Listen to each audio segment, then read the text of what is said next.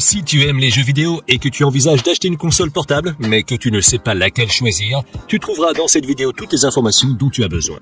Je vais t'expliquer quelles sont les 6 meilleures consoles portables qu'on puisse trouver actuellement et quels sont leurs principaux points positifs et négatifs, de sorte à pouvoir choisir facilement celle qui répond le mieux à tes besoins. Comme toujours, dans la description de la vidéo, je te laisse les liens vers toutes ces consoles, au cas où tu voudrais les acheter, ou simplement vérifier leur prix exact. Ceci étant dit, on peut commencer avec la liste. Numéro 6. Nintendo Switch OLED. La première console dont on va parler n'est autre que la Nintendo Switch OLED, qu'on connaît tous désormais car elle est l'une des consoles les plus populaires depuis des années. Au moment de réaliser cette vidéo, on peut la trouver pour environ 310 €. La Switch est très polyvalente car on peut l'utiliser soit comme une console portable, soit comme un écran portable en séparant les contrôleurs, soit en la connectant à un téléviseur en mode dock. Ces trois modes d'utilisation permettent de multiplier les possibilités de jeu, aussi bien en individuel qu'en multijoueur. De plus, la version OLED apporte quelques améliorations par rapport à la Switch originale, comme un écran plus grand et de meilleure qualité, un port Ethernet dans la station d'accueil pour l'Internet filaire et un meilleur support pour que la console puisse être placée à n'importe quel angle sur une table. Son écran tactile OLED mesure 7 pouces avec une résolution HD, tandis qu'à l'intérieur de la console se trouve un processeur Nvidia Tegra spécialement conçu pour la Switch, ainsi que 4 Go de RAM et 64 Go de stockage qui peuvent être mis à niveau avec une carte microSD. En termes de performance, il est clair que la Switch n'est pas la meilleure console, car son matériel a déjà quelques années et est loin derrière les consoles actuelles en termes de graphisme et de fluidité. Malgré tout, elle fonctionne assez bien et nous permet de jouer sans problème aux jeux Nintendo. Son gros point positif est le grand nombre de jeux accessibles seulement sur la Switch, qui est la principale raison pour laquelle les gens l'achètent. Les extras comprennent des haut-parleurs stéréo, une prise casque de 3,5 mm et un port USB de type C. Cependant, la station d'accueil dispose d'un port HDMI, d'un port Ethernet, de 2 ports USB type A et d'un port USB type C. Sa batterie a une capacité de 4310 mAh, ce qui lui confère une autonomie moyenne comprise entre 5 et 7 heures selon le jeu. Elle se recharge complètement en 3 heures environ. En conclusion, la Nintendo Switch n'est pas la meilleure console en termes de graphisme ou de performance, mais elle se distingue par sa polyvalence et son excellent catalogue de jeux. C'est aussi l'une des options les moins chères qui soient disponibles aujourd'hui. Numéro 5. Ein Odin 2. Le prochain appareil sur la liste est l'un des derniers et des plus grands émulateurs de consoles sur le marché qui peut être trouvé pour environ 620 € au moment de la réalisation de cette vidéo.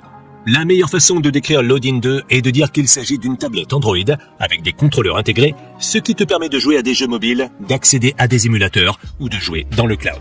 Cette console a une taille et une forme similaires à la Switch et est donc trop grande pour être transportée dans une poche et est plutôt destinée à être transportée dans un sac à dos. Elle dispose d'un écran tactile IPS de 6 pouces avec une résolution Full HD et un taux de rafraîchissement de 60 Hz.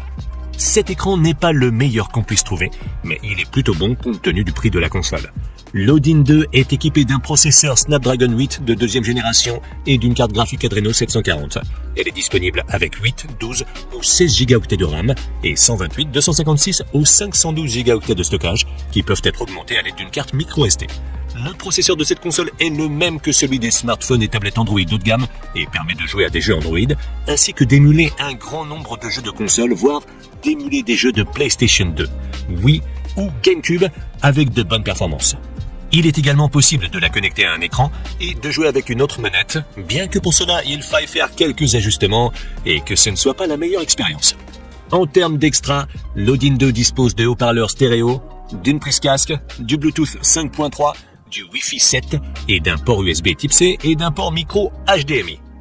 Ein fabrique également un certain nombre d'accessoires qui peuvent être achetés séparément, y compris un dock pour se connecter à un moniteur.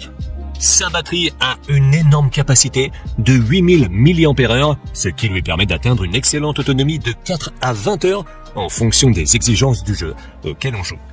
Elle dispose également d'une charge rapide de 65 watts, ce qui lui permet de se recharger complètement en environ 2 heures. En conclusion, l'Odin 2 est une console qui se distingue par sa polyvalence, son excellente autonomie et ses bonnes performances, avec un matériel de pointe qui lui permet d'émuler un grand nombre de jeux tout en conservant une taille portable. Honnêtement, pour l'instant, elle n'est pas très facile à trouver, mais si tu arrives à l'obtenir à un bon prix, elle me semble être une excellente option. Numéro 4. Logitech G Cloud. La prochaine console dont on va parler est fabriquée par Logitech et peut être trouvée pour environ 360 € au moment de la réalisation de cette vidéo. La G Cloud est une console qui est principalement destinée au cloud gaming, mais qui est aussi étonnamment bonne pour émuler des jeux d'autres consoles. Sa taille est légèrement supérieure à celle de l'Odin 2 qu'on a vu juste avant, mais elle présente une meilleure ergonomie, une meilleure qualité de fabrication et une meilleure réponse haptique. Elle dispose d'un écran tactile IPS de 7 pouces avec une résolution Full HD et un taux de rafraîchissement de 60 Hz. Cet écran, bien que plus grand, est d'une qualité assez similaire à celle de l'Odin 2, ce n'est donc pas un gros problème. La G Cloud est équipée d'un processeur Snapdragon 720G, d'une mémoire vive de 4 Go et d'un espace de stockage de 64 Go extensible par carte microSD. L'inconvénient, c'est qu'elle ne prend en charge que les cartes au format FAT32 et qu'elle ne peut donc pas contenir de fichiers de plus de 4 Go, ce qui nous empêche d'émuler certains des jeux les plus lourds. Pour le reste, ses performances sont plutôt bonnes, même si elles sont en retard par rapport à celles de l'Odin 2, car son processeur est beaucoup moins puissant. Dans le cas du G Cloud, son point fort est de pouvoir jouer à des jeux dans le cloud, puisqu'elle est directement compatible avec Xbox Cloud et Nvidia GeForce Now. Parmi les options, on trouve des haut-parleurs stéréo, une prise casque, le Bluetooth 5.1 et le Wi-Fi 5 GHz. Par ailleurs, il est possible de la connecter à un moniteur via son port USB Type C pour jouer à des jeux en mode dock. Sa batterie a une capacité de 6000 mAh, ce qui lui permet de tenir 12 heures en jouant dans le cloud. Elle se charge complètement en 2h30 environ. En conclusion, si tu cherches une console facile à utiliser pour jouer principalement dans le cloud, avec une bonne qualité de fabrication, une bonne batterie et une excellente ergonomie, la Logitech G Cloud est l'une des meilleures options que tu puisses trouver actuellement. Il est vrai que l'Odin 2 est bien meilleur en termes de performance, mais la G Cloud est bien plus facile à obtenir et elle présente également d'autres avantages, c'est pourquoi je la recommande, surtout si jamais tu peux la trouver à prix réduit. Numéro 3. La Steam Deck OLED. La troisième console de la liste est une console qui, selon moi, n'a pas besoin d'être présentée, car il s'agit probablement de la console portable la plus populaire à l'heure actuelle. Au moment de la réalisation de cette vidéo, la version la moins chère de la Steam Deck coûte 370 €, mais dans cette vidéo, on va parler de la dernière version avec écran OLED qui coûte environ 570 €. La Steam Deck OLED est la console la plus grande et la plus lourde qu'on a vue jusqu'à présent, mais son ergonomie et ses commandes sont excellentes. Elle dispose d'un écran tactile OLED de 7,4 pouces avec une résolution HD, un taux de rafraîchissement de 90 Hz et le HDR. Comparé aux écrans IPS qu'on a vus avant, cet écran offre des couleurs beaucoup plus vives avec des noirs purs et son taux de rafraîchissement plus élevé le rend plus fluide pour le jeu bien que sa résolution ne soit pas la meilleure. La console est équipée d'un processeur AMD Zen 2 de 16 Go de mémoire vive et d'une capacité de stockage de 512 Go ou 1 Teraoctet qui peut être augmenté à l'aide d'une carte microSD. La Steam Deck est très puissante et polyvalente, nous permettant à la fois d'émuler et de jouer dans le cloud, ou même de jouer à des jeux AAA directement sur la console. De plus, la version 1 Teraoctet dispose d'un écran anti-reflet, ce qui peut être intéressant si tu as tendance à jouer en extérieur, bien que ça rende les couleurs un peu plus ternes.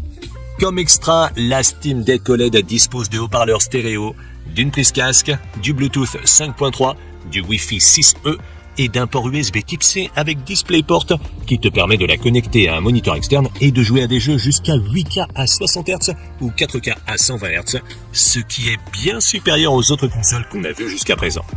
Sa batterie a une capacité de 50 Wh, ce qui lui permet d'atteindre une très bonne autonomie de 3 à 12 heures en fonction du jeu auquel on joue. Elle dispose également d'une charge rapide de 45 watts et se charge complètement en 2h30 environ. En conclusion, la Steam Deck se distingue par sa polyvalence et par le fait qu'elle nous donne accès à un grand nombre de titres du catalogue Steam. Je la recommande si tu cherches une console polyvalente qui peut faire un peu de tout et qui offre une très bonne expérience d'utilisation. Cependant, si tu veux jouer à des jeux AAA directement sur la console avec de bonnes performances, je te recommande l'une des deux options qu'on va voir juste après. Numéro 2. Asus ROG Ally. La deuxième console sur la liste est une console de la marque Asus, basée sur Windows, c'est-à-dire un ordinateur portable avec une manette intégrée. Au moment de la réalisation de cette vidéo, la version la moins chère est disponible pour environ 500 €. La taille et la forme de la Rogue Ally sont assez similaires à celle de la Steam Deck, bien qu'elle soit un peu plus petite, plus fine et plus légère. Sa qualité de fabrication, ses commandes et son ergonomie sont également excellentes. Elle est dotée d'un écran tactile IPS d'une résolution Full HD de 7 pouces et d'un taux de rafraîchissement de 120 Hz. Cet écran est assez beau et se distingue surtout par son taux de rafraîchissement élevé, bien qu'en termes de luminosité, de couleur et de contraste, il soit derrière celui du Steam Deck, même s'il a une meilleure résolution et qu'il prend en charge AMD FreeSync. La console est équipée d'un processeur AMD Ryzen Z1, d'une carte graphique AMD Radeon, de 16 Go de mémoire vive et de 512 Go d'espace de stockage qui peut être étendu à l'aide d'une carte micro SD. Il existe également une autre version avec un processeur Z1 Extreme qui offre de meilleures performances, notamment en termes de puissance graphique, mais elle est aussi nettement plus chère. Grâce à ces composants, la Rogue Ally nous permet de jouer à des jeux directement sur la console, mais aussi à partir du cloud ou d'émuler avec d'excellentes performances qui surpassent même celles de la Steam Deck. Bien entendu, si tu as l'intention de jouer à des jeux exigeants directement depuis la console, je te recommande d'opter pour la version Extreme. Comme extra, la Rogue Ally dispose de haut-parleurs stéréo, d'une prise casque, d'un lecteur d'empreintes digitales, du Wi-Fi 6E et du Bluetooth 5.2. En termes de port, elle dispose d'un port USB Type C avec DisplayPort et d'un port Rogue XG Mobile Interface qui nous permet de connecter la console à un dock avec une carte graphique intégrée qui améliore considérablement ses performances, la rendant assez proche de celle d'un PC gaming. Sa batterie a une capacité de 40 Wh et en raison de la consommation élevée de son processeur, son autonomie n'est pas la meilleure, atteignant entre 1 et 4 heures selon le jeu auquel on joue. Le point positif, c'est qu'elle dispose d'une charge rapide de 65 watts qui la charge complètement en moins d'1 heure et demie. En conclusion, si tu veux une console portable vraiment puissante, pour l'émulation et le jeu direct, la Rogue Ally est l'une des meilleures options que tu trouveras aujourd'hui. Son point négatif est la batterie, ce qui signifie qu'on devra sans doute la garder branchée la plupart du temps, mais ses performances sont excellentes et elle offre également la polyvalence de pouvoir la connecter à une carte graphique externe. Numéro 1. Lenovo Legion Go. On arrive en tête de liste avec une console fabriquée par Lenovo qui est la plus chère que nous ayons vue jusqu'à présent, avec un prix de 800 € pour son modèle le moins cher. Comme la Rogue Ally qu'on a vu juste avant, la Legion Go est en fait un PC avec des contrôleurs, ce qui la rend très polyvalente. C'est la plus grande console de la liste, dépassant même la Steam Deck en taille et en poids. Un point intéressant est que, comme avec la Switch, on peut détacher les contrôleurs de l'écran et les utiliser séparément. Il existe également un mode pour les jeux FPS où l'une des manettes agit comme une sorte de joystick. L'écran de la Legion Go est un écran tactile IPS de 8,8 pouces avec une résolution QHD et un taux de rafraîchissement de 144 Hz. Bien qu'il ne soit pas OLED, cet écran est le meilleur qu'on ait vu jusqu'à présent, grâce à sa grande taille, son excellente résolution et son taux de rafraîchissement élevé. À l'intérieur de la console, on retrouve le même processeur que dans la version la plus puissante de la Rogue Ally, le Ryzen Z1 Extreme avec des graphiques AMD Radeon, ainsi que 6 Go de RAM et un choix entre 512 Go ou 1 TB de stockage qui peut être augmenté avec une carte micro-SD. Avec ces composants, on peut imaginer que ces performances sont très bonnes et permettent même de jouer à des jeux AAA en Full HD à environ 30 ou 40 FPS, mais aussi de faire de l'émulation ou de jouer dans le cloud. L'inconvénient de la Legion Go par rapport à la Rogue Ally est qu'elle ne dispose pas de FreeSync, ce qui rend parfois l'expérience de jeu un peu moins fluide. En termes d'extra, cette console comprend des haut-parleurs stéréo, une prise casque, le Bluetooth 5.1 et le Wi-Fi 6E.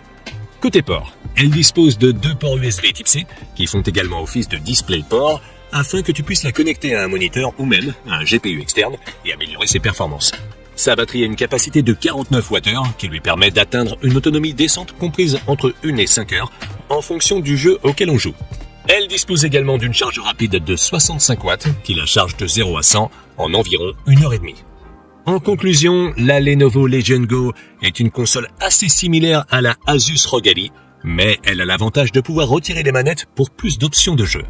D'un autre côté, la Rogue Ally a FreeSync et quelques autres avantages en termes de logiciel et d'ergonomie. Dans tous les cas, les deux sont d'excellents choix et elles font partie des meilleures consoles portables disponibles aujourd'hui. Si une de ces consoles t'a plu, tu peux la retrouver via le lien dans la description, où se trouvent également des liens vers toutes les autres consoles que j'ai mentionnées. Et si tu veux voir une autre liste que j'ai faite sur les meilleures souris de jeu, je te laisse cliquer sur la vidéo en haut à gauche. Et sur ce, rendez-vous dans la prochaine vidéo.